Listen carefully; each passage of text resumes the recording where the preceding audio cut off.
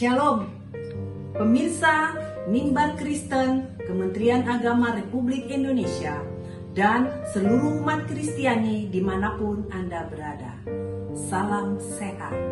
Berjumpa lagi dengan kami melalui pelayanan Mimbar Agama Kristen Republik Indonesia edisi 27 Juni 2021 bersama Sinode Gereja Penyebaran Injil. Untuk itu, mari ikuti dan saksikan.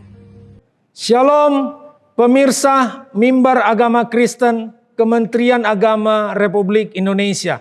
Kita bersyukur hari ini kita bisa beribadah kembali. Sebelum kita beribadah, mari kita bersatu di dalam doa. Bapa di surga, dalam nama Tuhan Yesus, kami bersyukur buat kesempatan yang indah kami bisa beribadah kembali. Urapilah seluruh hamba Tuhan yang ambil bagian dalam pelayanan ibadah ini. Berkatilah seluruh umat Tuhan yang beribadah dimanapun berada. Di dalam nama Yesus kami menyerahkan ibadah ini ke dalam tangan-Mu. Haleluya. Amin.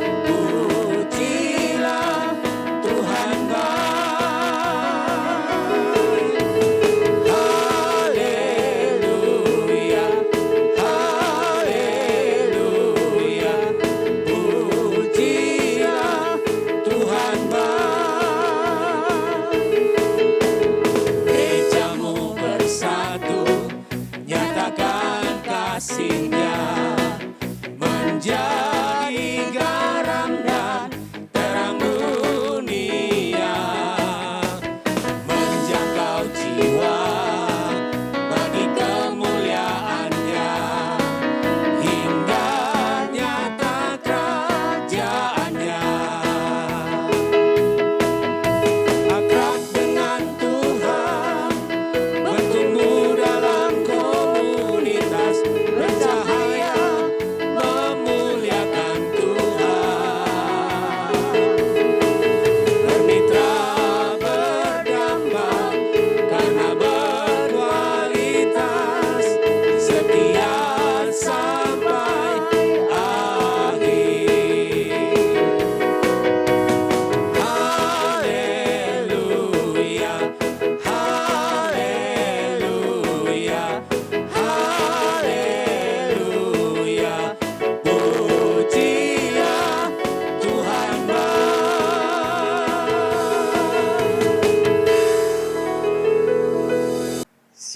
pemirsa Mimbar Agama Kristen Kementerian Agama Republik Indonesia.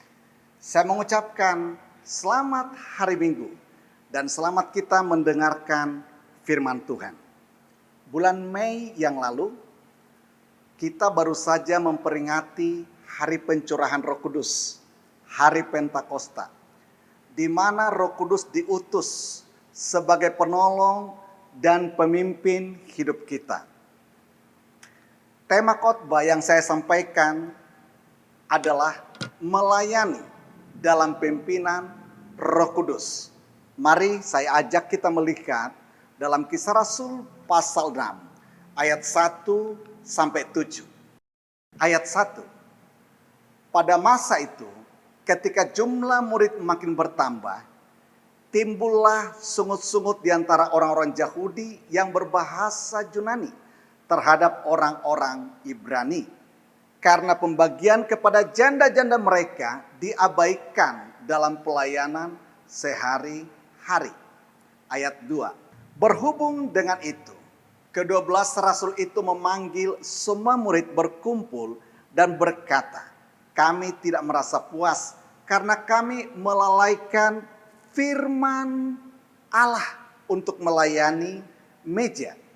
Ayat 3, karena itu saudara-saudara, pilihlah 7 orang di antaramu yang terkenal baik dan penuh roh dan hikmat, supaya kami mengangkat mereka untuk tugas itu. Ayat 4, dan supaya kami sendiri dapat memusatkan pikiran dalam doa dan pelayanan firman. Ayat 5, usul itu diterima baik oleh seluruh jemaat. Lalu mereka memilih Stefanus, seorang yang penuh iman dan Roh Kudus, dan Filipus, Prokorus, Nikanor, Timon, Parmenas, dan Nikolaus, seorang penganut agama Yahudi dari Antioquia. Ayat 6, mereka itu dihadapkan kepada rasul-rasul. Lalu rasul-rasul itu pun berdoa dan meletakkan tangan di atas mereka. Ayat 7 yang terakhir, firman Allah semakin tersebar dan sejumlah murid di Yerusalem semakin bertambah banyak. Juga sejumlah besar imam menyerahkan diri dan percaya. Saudara, gereja perdana yang ada di Yerusalem ini pada awalnya belum memiliki organisasi formal dan tidak ada pejabat gereja yang memimpin selain para rasul. Sehingga semua bentuk pelayanan di dalam jemaat dilakukan oleh rasul-rasul ini saja. Yaitu pelayanan doa, khotbah dan mengajar jemaat dengan firman Allah. Sekaligus mereka rangkap juga, yaitu pelayanan meja untuk kebutuhan para janda saat itu. Para janda yang menerima pelayanan meja di jemaat di Yerusalem ini terdiri dari 2 golongan. Golongan pertama adalah janda-janda orang Yahudi yang berbahasa Ibrani. Namun dalam keseharian mereka menggunakan bahasa Aram. Mereka ini berasal dari lingkungan Palestina, yaitu sejak kecil mereka menetap di daerah Yerusalem dan bukan perantau. Golongan yang kedua adalah para janda orang-orang Yahudi yang berbahasa Yunani. Mereka pernah lama merantau di luar wilayah Palestina atau di luar wilayah Israel, di mana di sana mereka menggunakan bahasa Yunani. Saking lamanya tinggal di luar Palestina, mereka tidak bisa lagi berbahasa Ibrani atau bahasa Aram yang pada saat itu biasa dipakai oleh masyarakat Yerusalem. Banyak di antara janda dari kalangan Yahudi diaspora atau perantau ini yang kembali ke Yerusalem untuk tinggal di sana. Dan sebagian di antara mereka akhirnya menjadi Kristen dan berjemaat di Yerusalem. Pada umumnya, para janda ini adalah orang-orang miskin. Mereka adalah orang-orang yang tidak memiliki sarana penunjang dalam kehidupan mereka. Sehingga dukungan dari jemaat mereka sangat perlukan untuk kebutuhan mereka sehari-hari. Dengan demikian, kita melihat ada semakin banyak jumlah anggota jemaat, namun terbatas pelayan Tuhan yang dapat menolong khususnya dalam pelayanan meja ini. Akhirnya timbullah sungut-sungut di antara janda-janda orang Yahudi yang berbahasa Yunani terhadap orang-orang Ibrani yang berbahasa Arab ini, karena mereka, saudaraku, merasa bahwa pembagian terhadap kebutuhan mereka diabaikan dalam pelayanan sehari-hari. Saudara, bagaimana sikap rasul-rasul dalam merespon permasalahan yang terjadi di tengah jemaat ini? Khusus respon rasul-rasul itulah yang saya akan ajak kita lihat dan soroti dalam penyampaian firman Tuhan pada kesempatan ini. Bagaimana rasul-rasul merespon permasalahan yang terjadi di antara kebutuhan pelayanan janda ini. Sebelum kita melihat bagaimana sikap para rasul dalam hal ini, maka saya akan ajak kita melihat sejenak, yaitu tentang para rasul ini. Para rasul ini awalnya mereka datang dari kehidupan strata sosial yang sederhana. Di antara mereka, saking sederhananya, ada yang berasal dari nelayan. Kemudian berikutnya mereka dimuridkan oleh Yesus selama 3,5 tahun. Dan di dalam Kisah Rasul pasal 2, dalam pencurahan Roh Kudus, mereka juga menerima baptisan Roh Kudus. Mereka dipenuhi oleh Roh Kudus. Di dalam Yohanes pasal 16 ayat 13, Roh Kudus atau roh kebenaran itu berperan memimpin. Berarti para rasul ini bukan hanya dipenuhi atau dibaptis oleh Roh Kudus saja, tetapi juga mereka dipimpin oleh Roh Kudus dalam melayani pekerjaan Tuhan. Kita lihat juga rasul-rasul yang tadinya sederhana, tapi sekarang mereka telah menjadi pemimpin jemaat di Yerusalem yang jumlahnya lumayan besar. Ketika Petrus berkhotbah, jumlah yang memberikan diri bertobat menjadi percaya itu ada 3.000 orang. Dan dalam Kisah Rasul pasal 4 ayat 4, jumlah mereka ini bertambah. Hanya laki-laki saja ada 5.000 orang. Berarti mereka sudah menjadi orang penting. Rasul-rasul ini menjadi orang yang berpengaruh, bahkan dikenal luas di kota Yerusalem.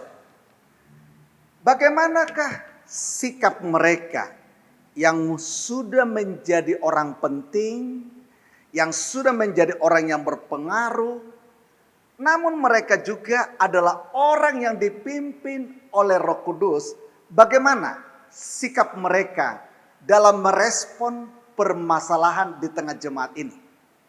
Yang kita bisa lihat, saudaraku, yang pertama, sikap mereka itu adalah sikap rendah hati. Para rasul dalam ayat 1 yang kita baca tadi, mereka itu dengan jujur mengakui adanya permasalahan yang terjadi di tengah jemaat. Bagi orang penting, bagi orang yang terkenal, bagi orang-orang sukses, tidaklah mudah rasanya untuk mengakui adanya kekurangan dalam pelayanan atau pekerjaan atau perusahaannya. Mungkin mereka akan lebih cenderung menceritakan tentang pencapaian-pencapaian dan berbagai strategi kesuksesannya. Tetapi Bagi para rasul yang dipimpin oleh Roh Kudus, mereka memiliki sikap yang berbeda. Sikap rendah hati ini dan terbuka untuk menceritakan kelebihan dan kekurangan, inilah saudara menjadi modal utama untuk mereka bisa mencari solusi dari permasalahan yang ada di dalam pelayanan mereka. Mereka sampaikan bahwa memang pelayanan kepada janda sudah terabaikan karena keterbatasan sumber daya manusia. Pada saat itu, jumlah dari jemaat semakin meningkat. Mereka sebagai rasul sudah berupaya untuk melakukan pelayanan meja, tapi tenaga mereka dan waktu mereka pun terbatas. Sikap rendah hati ini selanjutnya mereka tunjukkan dengan cara peduli terhadap persoalan janda-janda dari kalangan orang miskin.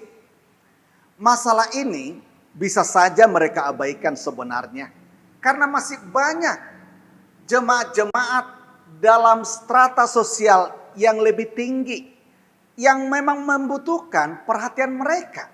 Namun rasul-rasul yang rendah hati ini membuat semua jemaat itu sama rata. Persoalan para janda miskin pun mereka tetap, saudara, lakukan pelayanan dan mencari solusi sampai yang terbaik hasilnya. Sikap rendah hati yang ditunjukkan para rasul ini, kita melihat rasul-rasul itu akhirnya mengajak para murid untuk duduk bersama mencari solusi. Tidak ada gap antara rasul-rasul yang selama ini langsung dimuridkan oleh Yesus terhadap para murid-murid yang ada di Yerusalem pada saat itu. Dan mereka juga tidak menganggap diri mereka lebih superior dalam pengambilan keputusan di tengah jemaat. Para rasul hanya memberi kriteria calon pejabat tersebut, yaitu supaya mereka memilih calon pejabat untuk melayani meja yang terkenal baik, penuh roh, dan hikmat sesuai dengan ayat 3. Justru para rasul ini mereka meminta murid-murid untuk mencari sesuai dengan kriteria tersebut. Dalam tradisi berikutnya, orang-orang yang dipilih tersebut disebut diaken. Walaupun dalam perikop ini memang tidak ada istilah diaken disebutkan. Setelah murid-murid memilih 7 orang calon diaken, para rasul mentakbiskan mereka dengan menumpangkan tangan. Maka sejak itu kita melihat ada pendelegasian wewenang. Dengan kerendahan hati ini, para rasul bersedia bekerja sama dengan para diaken di dalam mengemban tugas pelayanan.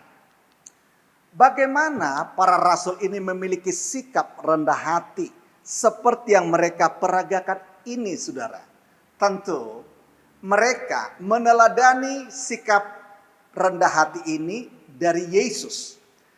Yang memang Yesus itu rendah hati. Pasti mereka masih segar diingatannya bagaimana Yesus dengan rendah hati membasuh kaki mereka sendiri. Dan Yesus juga berkata kepada mereka dalam Matius 11 ayat 29. Belajarlah kepadaku karena aku lemah lembut dan rendah hati. Sikap rendah hati yang diperagakan para rasul yang dipimpin Roh Kudus ini menjadi titik awal terjadinya komunikasi yang baik di antara para rasul, murid-murid, dan seluruh jemaat, sehingga ada hasil dari permasalahan yang serius ini, hasil yang terbaik. Sikap yang kedua yang ditunjukkan para rasul dalam merespon masalah di tengah jemaat dalam perikop ini adalah menjaga kesatuan. Komunitas jemaat yang terdiri dari dua bahasa bisa saja menjadi pemicu untuk pecah dan berpisah tatkala muncul satu permasalahan. Dengan masalah yang terjadi, bisa saja akhirnya muncul dua gereja, dua pelayanan, atau dua sinode, saudaraku. Satu, gereja yang berbahasa Ibrani atau Aramik. Yang kedua, gereja yang berbahasa Yunani. Tetapi, perpecahan atau skisma itu betul-betul jauh dari pikiran dan dari sikap para rasul ini. Karena mereka paham betul bagaimana sulitnya untuk memperjuangkan kesatuan. Sampai Yesus sendiri juga telah berdoa supaya mereka menjadi satu. Supaya dunia percaya bahwa Bapalah yang mengutus Yesus sesuai dengan dalam Yohanes pasal 17 ayat ke-21.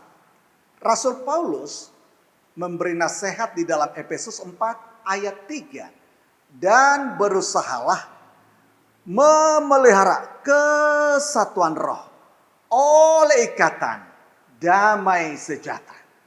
Bagi para pelayan Tuhan yang dipimpin Roh Kudus, sikap menjaga kesatuan ini kiranya tetap kita pertahankan dengan baik. Bisa saja kita bersemangat memberitakan Injil dan banyak jumlah orang yang bertobat dan akhirnya banyak yang kita menangkan. Tetapi bolehkah tetap dalam semangat menjaga kesatuan? Di gereja mula-mula ini jumlah bertambah, tetapi bukan berarti gereja akhirnya berpecah. Tetapi mereka justru dengan jumlah yang makin bertambah, mereka tetap jaga kesatuan. Dan itulah yang merupakan doa Yesus. Sikap yang ketiga yang kita lihat yang diperagakan para rasul adalah bijaksana dan berhikmat dalam mengambil keputusan. Ini kita bisa lihat, saudaraku, bagaimana mereka akhirnya memilih 7 orang. Dan 7 orang diaken itu, nama-nama mereka adalah nama-nama yang dari bahasa Yunani. Karena memang janda-janda yang bermasalah itu juga adalah dari kalangan yang berbahasa Yunani. Mereka begitu bijaksana, akhirnya tugas mereka percayakan pelayanan meja kepada diaken dan mereka bisa berfokus untuk melayani doa dan pelayanan firman. Dengan bijak dan berhikmat inilah menjadikan satu masalah yang serius tidak membawa kehancuran kepada jemaat atau justru perpecahan, tapi justru masalah yang terjadi ketika dengan hikmat diselesaikan, justru masalah itu menjadi kesempatan untuk jemaat semakin bertumbuh. Hal ini bisa kita lihat dalam ayat 7. Firman Allah makin tersebar dan jumlah murid di Yerusalem makin bertambah banyak. Juga sejumlah besar imam menyerahkan diri dan percaya. Bagaimana para rasul menjadi orang yang bijak dan berhikmat dalam mengatasi permasalahan yang terjadi ini. Hal itu memang mungkin karena Roh Kudus dapat memberikan karunia perkataan hikmat. Di dalam 1 Korintus 12 ayat 7 sampai 8a, tetapi kepada tiap-tiap orang dikaruniakan penyataan roh untuk kepentingan bersama. Sebab kepada yang seorang, roh memberikan karunia untuk berkata-kata dengan hikmat. Dengan hikmat dari Roh Kudus inilah, masalah yang begitu serius pun dapat diselesaikan dengan baik. Bapak, Ibu, dan saudara pemirsa sekalian, apakah kita sedang mengalami permasalahan yang serius di tengah pelayanan kita, di tengah penggembalaan kita? Atau Bapak Ibu sedang mengalami permasalahan yang serius di tengah pekerjaan, di tengah perusahaan, atau di tengah keluarga, atau komunitas saudara? Jika para rasul yang dipimpin oleh Roh Kudus ini akhirnya dapat memberi solusi yang terbaik terhadap permasalahan yang terjadi, kita juga yakin ketika kita datang kepada Tuhan, Roh Kudus sebagai penolong, Roh Kudus yang memimpin kita, Roh Kudus yang sama dapat memberi pimpinan dan pertolongan kepada kita untuk berkemenangan dari permasalahan kita yang serius itu. Pada saat ini, mungkin juga di antara kita ada yang terkena dampak dari COVID-19 sehingga perusahaan kita, pekerjaan kita mengalami banyak masalah. Allah adalah Allah yang baik. Dia adalah Tuhan yang dapat menolong. Dia yang menolong gereja mula-mula ini. Tuhan yang sama dapat menolong saudara sekalian. Roh Kudus diberikan kepada kita sebagai penolong. Dan Dia akan memimpin kita dengan hikmat untuk mengatasi semua permasalahan yang ada.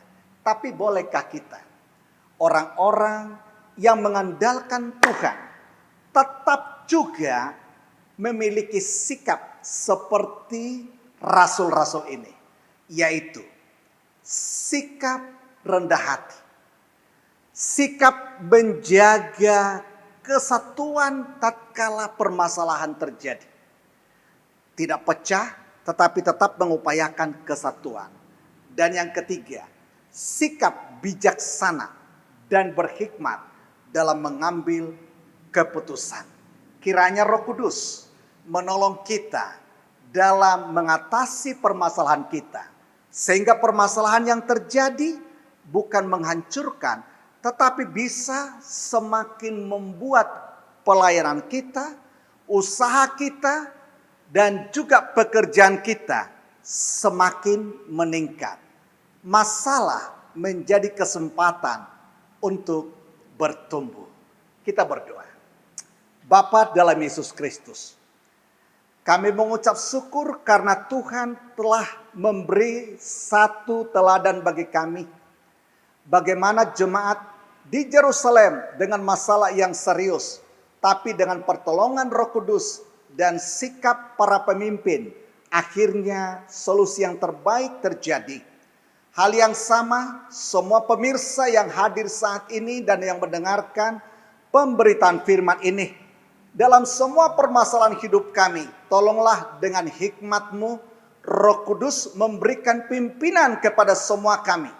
Dan tolong kami untuk bisa tetap memiliki sikap rendah hati dan menjaga kesatuan hati dan kesatuan pelayanan, kesatuan lembaga, dan kami pun diberikan Tuhan kemampuan untuk bijaksana, berhikmat, sehingga permasalahan-permasalahan yang terjadi, kami lihat ada solusi yang terbaik, justru akan membuat pelayanan kami, pekerjaan kami, usaha kami bisa semakin bertumbuh. Orang-orang yang terpapar COVID-19 juga, biarlah Tuhan sembuhkan kalau mereka sakit. Dan Tuhan tolong juga pekerjaan-pekerjaan yang sempat terbengkalai, Tuhan tolong agar ada solusi. Terima kasih di dalam nama Tuhan Yesus Kristus. Kami bersyukur dan berdoa. Amin. Shalom. Mari kita berdoa. Bapa kami yang di surga, kami bersyukur untuk lawatan pada ibadah hari ini. Kami berdoa untuk bangsa Indonesia yang kami cintai. Kami mohon ya Tuhan, kiranya Engkau menuntun dan membimbing negara kami agar dijauhkan dari segala gesekan dan masalah yang bisa menimbulkan perpecahan bagi bangsa Indonesia. Kami berdoa Tuhan, agar bangsa Indonesia dilindungi dari bencana alam yang kerap terjadi. Selamatkan bangsa kami Tuhan, jadikan Indonesia menjadi bangsa yang maju, bangsa yang terpandang bagi bangsa lain. Dan jadikan bangsa Indonesia Tuhan, bangsa yang penuh damai. Kiranya berkat-Mu mengalir bagi bangsa kami, bangsa Indonesia. Kami juga mendoakan Tuhan untuk pemimpin bangsa kami, mulai dari Bapak Presiden, Bapak Joko Widodo, Bapak Wakil Presiden, Bapak Ma'ruf Amin, anggota DPR, MPR, dan lembaga tinggi negara lainnya, para menteri, wakil menteri, dan menteri agama. Kiranya Engkau selalu memberkati mereka dengan hikmat, sifat bijaksana, kejujuran, dan sifat adil dan sikap yang takut akan Engkau, supaya mereka bisa menjalankan pekerjaan mereka sesuai dengan kehendak-Mu. Tuhan, kami berdoa untuk pandemi COVID-19 yang terjadi di seluruh dunia dan juga di Indonesia. Biarlah penyakit COVID-19 ini bisa berlalu Tuhan di muka bumi ini. Kami doakan Tuhan untuk seluruh umat Kristen dan pemirsa TVRI dimanapun mereka berada, agar mereka dilindungi dari COVID-19. Dan biarlah mereka juga patuh terhadap protokol kesehatan yang sudah ditetapkan oleh pemerintah. Kami berdoa agar proses vaksinasi yang sedang berlangsung agar berjalan dengan lancar dan aman, sehingga kehidupan dan perekonomian bangsa Indonesia bisa pulih kembali sebagaimana mestinya. Bagi saudara-saudara kami Tuhan yang terbaring sakit, baik di rumah sakit, di rumah maupun dimanapun berada, kiranya Engkau pulihkan mereka, Engkau sembuhkan mereka. Kami juga doakan bagi saudara-saudara kami yang kehilangan pekerjaan, atau usaha mereka yang mengalami penurunan karena pandemi COVID-19. Kiranya Engkau gantikan bagi mereka penghidupan yang layak, supaya tidak ada lagi kesengsaraan yang terus bertambah karena COVID-19. Kami juga doakan Tuhan untuk para medis dan juga Satgas COVID-19, agar mereka dan keluarga mereka dilindungi, dijauhkan dari COVID-19, dan mampukan mereka untuk menjalankan tugas dengan baik, dengan penuh tanggung jawab. Tuhan, masih banyak permohonan doa kami. Kami yakin dan percaya Engkau mengetahui isi hati kami. Semoga Engkau mendengar permohonan kami. Dalam nama Tuhan Yesus Kristus yang telah mengajar kami berdoa. Bapa kami yang di surga, dikuduskanlah nama-Mu, datanglah kerajaan-Mu, jadilah kehendak-Mu di bumi seperti di surga. Berikanlah kami pada hari ini makanan kami yang secukupnya, dan ampunilah kami akan kesalahan kami, seperti kami juga mengampuni orang yang bersalah pada kami. Dan jangan membawa kami ke dalam pencobaan, tetapi lepaskanlah kami daripada yang jahat.